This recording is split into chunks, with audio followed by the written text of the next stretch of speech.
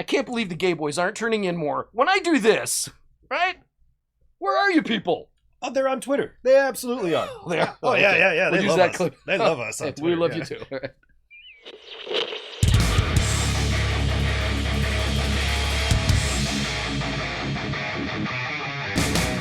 This hurts, man. This really hurts.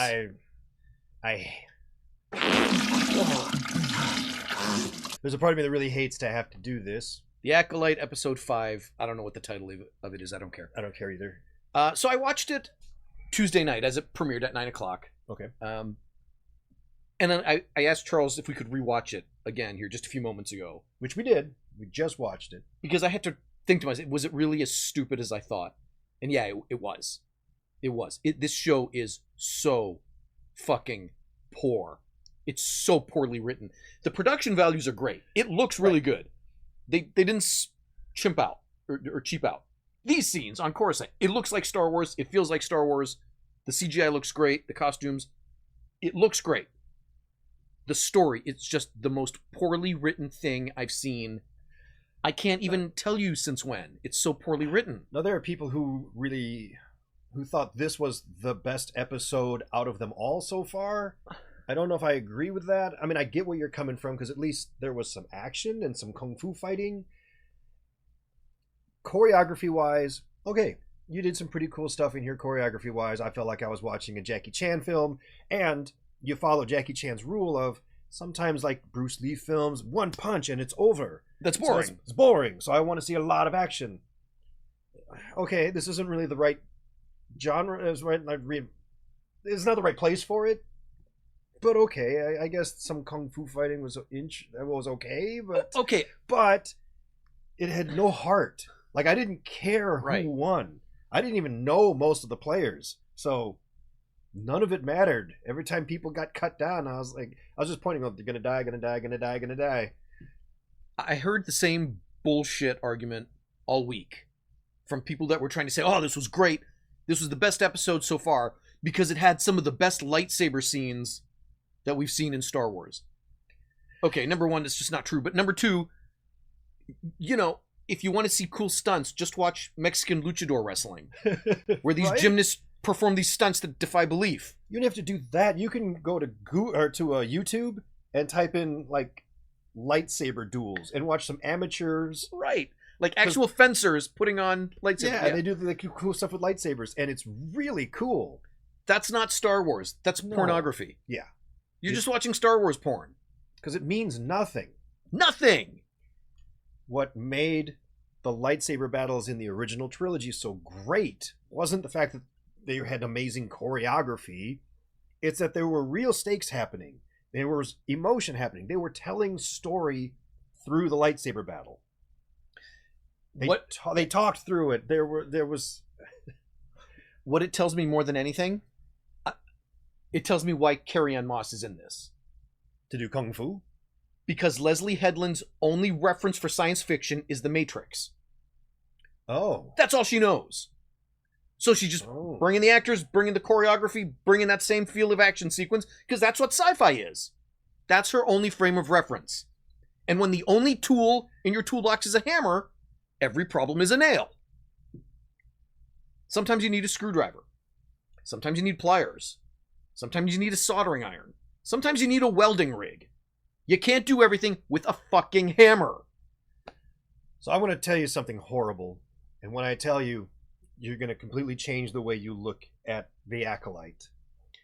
And this will actually go in favor of all those people saying, you just got to love it for what it is. I mean, we're just getting Star Wars and just enjoy it. The story's not that bad. The story is awful. The writing is terrible. Until you realize the story is written for 10-year-olds.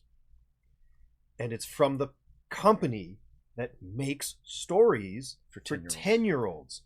And all of a sudden you're like, wait a minute, so you're telling me this has the same style of writing as the Wizards of Waverly Place? Yes! It is the same style of writing. They just have more budget. Okay, sadly you're right. They have that already. That's what the Bad Batch is for. Yeah. That's what the Clone Wars is for. Clone Wars became more mature, but that's what rebel or resistance. Okay, yeah. They have a whole other segment of childish shit. This isn't supposed to be childish. It's okay for children. It's a family. It was. Star Wars was always a family project. Yeah. But it was never childish.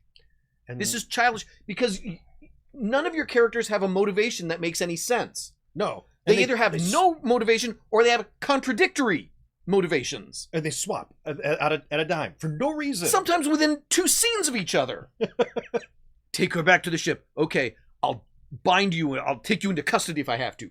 5 minutes later, let's go back. Yeah, you're right. This is a good idea. Take off your mask. Show me who you are. So you can read my mind? I read your mind 2 episodes ago. There was nothing in it. 5 minutes later, your magic helmet is off. Are you reading his mind now? Nah. It doesn't make sense.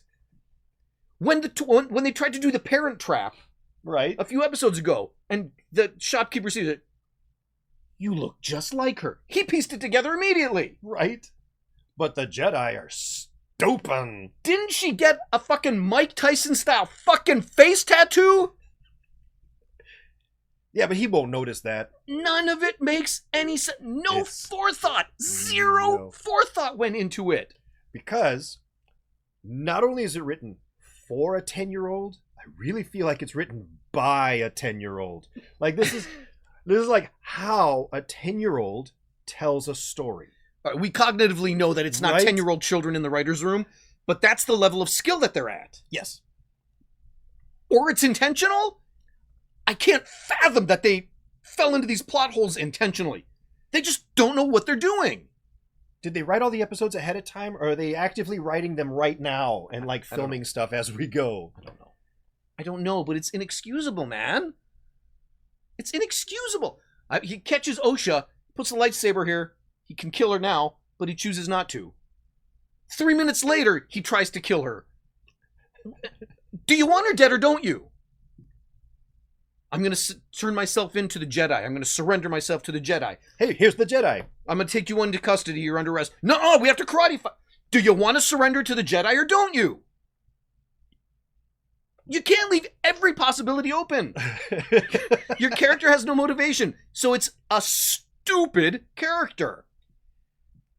They're all stupid. You also have these deaths, which I'm sure were supposed to be substantial moments in this story. Like, oh my gosh, the characters that you've been following up to this point, they died. And I was just like, who? What? Right. I don't care. I don't care. By 5 episodes, I have no emotional connection to any of them. I don't even know the names of half of them. You got to kill a bunch of Jedi, so you give me some Star Trek red shirts. Yeah. That was always this, on the original scene. If you were in a red shirt and you went down to the planet, you were dead. You were dead. Because they couldn't kill a main character. And sure enough, like the episode before this one, I was like, who the hell are these people? Who cares? They don't fodder. even, We they just don't even have dead. speaking lines. They're just hanging out. It's They're bullshit. all going to die. It's just stinks to high heaven of amateurism. It's just unconscionable to me how this made its way through the production process and got approved. Nobody read these scripts beforehand? Do they just not give a shit? That is the big one right there. They just don't care? Think they care. I mean, why would they? We're assholes. We're still subscribers. Right? We watch it anyway. I guess it's our fault. There's a lot of people saying, yeah, you know what? The low ratings that you see on Rotten Tomatoes and stuff, those aren't real. Those are all by bots and stuff. All of them? Really? I don't think you're right. I think people sometimes will watch something like this, be really frustrated, but they don't know how to express it. And they don't maybe know why they hate it so much. So when they do their reviews, you can look at it and go, oh, you hate it because there's women and because of this. And it's like, I don't really think that's the reason. I just think that not everybody knows how to dissect a show or a film. All the stuff we complained about in this episode, yeah, none of it had to do with race, gender, sexual orientation, sexual identity. None of that DEI shit. No, none of that matters. Don't give me that excuse. That's why we don't like it. Yeah, because that is bullshit. You're more into internet culture than I am. You know, but sure.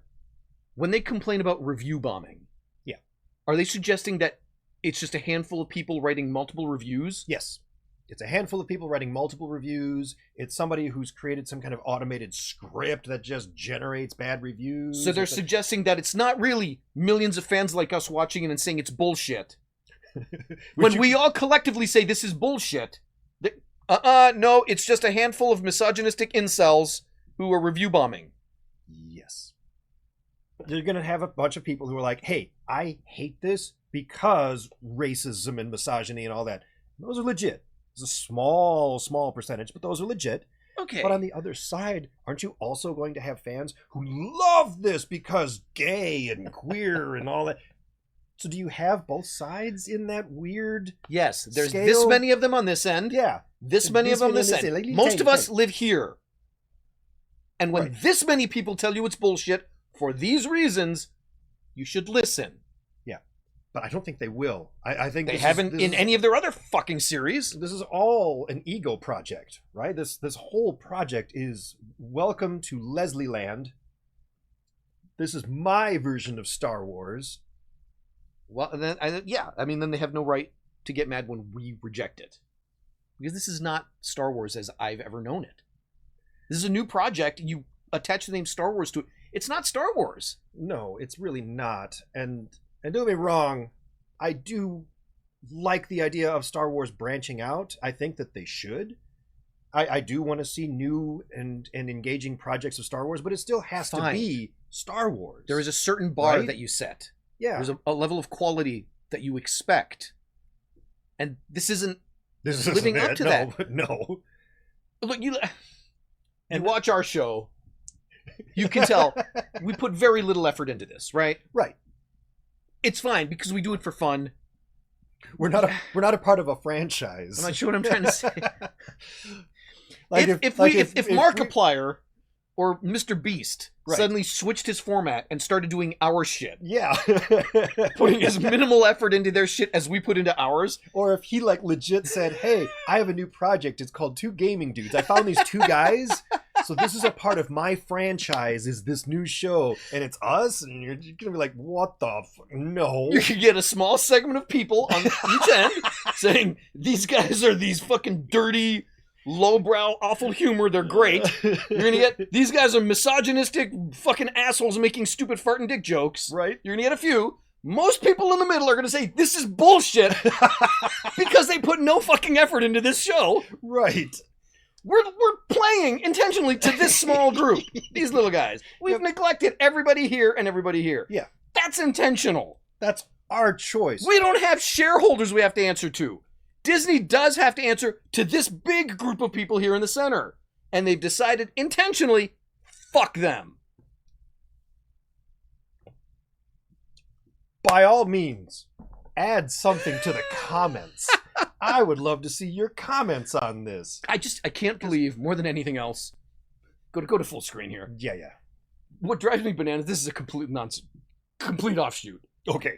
It's Gay Pride Month. I can't believe the gay boys aren't turning in more when I do this, right? Where are you people? Oh, they're on Twitter. They absolutely are. They are. Oh, yeah. We'll They use love that us. clip. They love us on Twitter. We love you too.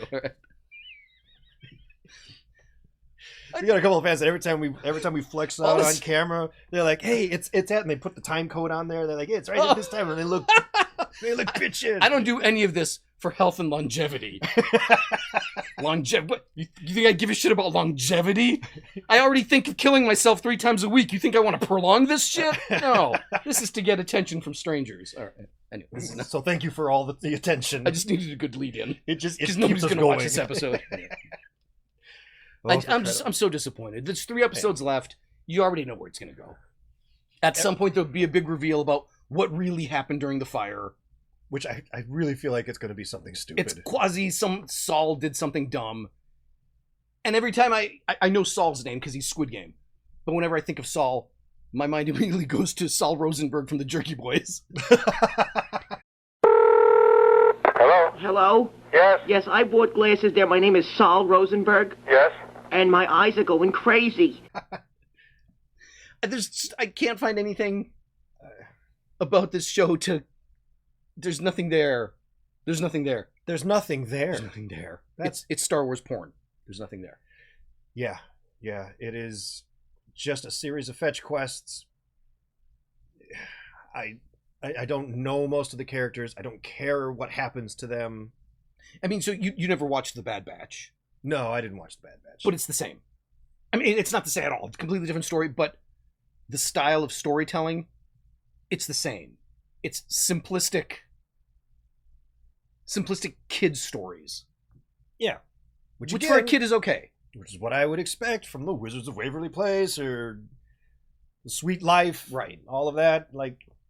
And that's okay. It's animated. It's a cartoon. It's clearly made for young children. Was this? Unintentionally? I feel like it was. Perhaps unintentionally. Certainly not intentionally. This isn't the reaction they were hoping for. No, it's not, because you wouldn't make... Right? You wouldn't make your... If you're writing for kids, your goal isn't to make it the gayest Star Wars ever.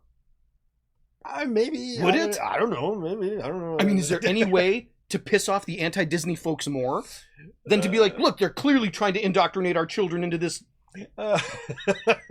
Is it an intentional troll? Are they trolling Ron DeSantis? I'm going to say maybe.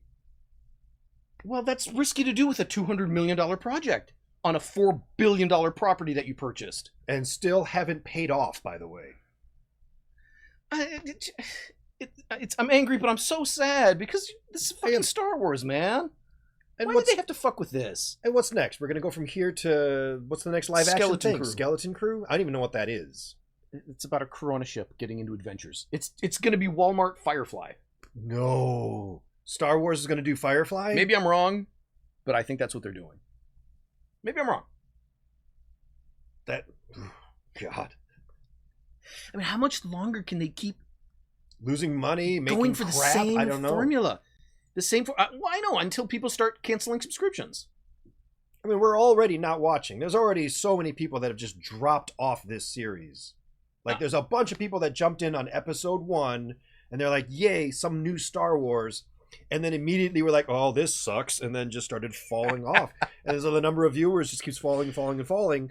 Meanwhile, the number of reviews keeps climbing and climbing and climbing. Yeah. And it's incredible. I don't know, where are we at now? We're at 13%, I think, or 12%. It doesn't matter. It doesn't. It doesn't matter. You know, it doesn't matter. It could be at 100% and 100%. It doesn't change shit. It's garbage. It is. It is incredibly poorly done, poorly written. And I don't have any stake in the Disney company, but I have to imagine somebody in there needs to be held fucking accountable. At some point, someone has to be held accountable for this. Does Bob Iger not care anymore? Do the board members not care anymore? Kathleen Kennedy, all right, she clearly doesn't give a shit. She's responsible for it. Don't you call her into your office at some point and say, Kathy, what are you doing? You haven't seen it yet. Inside Out 2 came out recently. I haven't seen it. Disney Pixar, right? Because I'm an adult. I saw it. I loved it. I am not an adult. So, opening weekend, it did really well. Okay. But usually the weekend after, that's when everything falls to crap because that's when word of mouth gets out. Oh. That's when people start going, I saw Lightyear. It's awful. And to all the Pixar stuff has that, all the recent stuff, all the recent Disney have these massive drop-offs. So all the hardcore fans go on day one. Yeah. Except for Inside Out 2. No. That actually maintained. It's actually made a buttload of money. And I saw it, and it's really good because it went back to classic Pixar. They just told a good story. They took everything that happened in the first one and said, let's just do more of that. Okay. You don't want to take it in some weird direction where now she's, something that everybody's going to have opinions about online. Nah. No, let's just tell another Inside Out story. Let's see what happens to her next. Let's just see what happens to her next. We keep the same formula because the formula works, and we'll just continue this story. Brilliant! As opposed to, how about a new Toy Story? Okay, we're just going to tell another Toy Story? No, let's completely revamp it and make it a guy who's the real Buzz Lightyear. Yeah, we're going to completely change everything, and so it's not really a Toy Story dynamics. It's not about toys. No. Then it's not Toy Story. You lost us. No, it's about Buzz Lightyear. Buzz Lightyear the toy doll? No, the real Buzz Lightyear, the astronaut. I don't give a shit. You can't tell me you're giving me Toy Story and then not give me Toy Story. I need Buzz and Woody. Right. I can't order tacos and you bring me Doritos. You have all these recent Disney projects are all just like the Acolyte. They're personal projects. Yeah. And Pixar straight up came out and said, the Yeah. last ones like Turning Red and Luca and a few others, they were very personal stories from someone who was like, the director went through this or had this happen or this was his life. So he's telling his story, her story, whatever it is, through the medium. And that just fails and fails and fails. So when you finally come out with Inside Out 2, they're like, you know what? How about if we tell a universal theme that everybody can understand? Well, look at that. It just made $1 billion. Who knew? Right. Great. Having something that's relatable to an audience, resonates with that audience, that's fucking fantastic. I know. Who would have guessed? Doing that instead of making these very personalized projects. Fucking Shakespeare. Bravo. Yeah. So, that's where I'm at with Acolyte. That's where I'm at with all of Disney Marvel bullshit. I'd love to know where you're at, so leave some comments. Don't forget to like, subscribe, share, all that fun stuff. If it wasn't for this show, would you still continue on with the Acolyte? No, I would have stopped 2 episodes ago. Okay. So it's not just I just wouldn't have bothered. Would you? And not because I hated it or anything. I just wouldn't have bothered because it's not interesting. I'm not following. I don't care. Would you cancel your Disney subscription? I'm honestly thinking about it. There's nothing on there that I really want. See, I learned a lot of people are in the same boat and they're keeping it for the legacy stuff. Like I watched episode 1 the other day. You are right. I was like, I love the legacy stuff, and I watched some of the old cartoons once in a while, or the old movies. I watched Iron Man 1 and 2 recently. It's for stuff like that. I want to have access to that library, but the new shit I could give 2 shits about. I watched A New Hope as well. Oh, I'll tell you what, man. When something on 70mm film, this looks like fucking finger paints by comparison. This is ass. It's not the same thing at all. No. Something has been lost in the art. Not just Star Wars, in cinema in general. The move to digital, it's cheaper, it's easier, more convenient to edit. All of that, easier for effects. All of it is easier and simpler, but it's not as beautiful.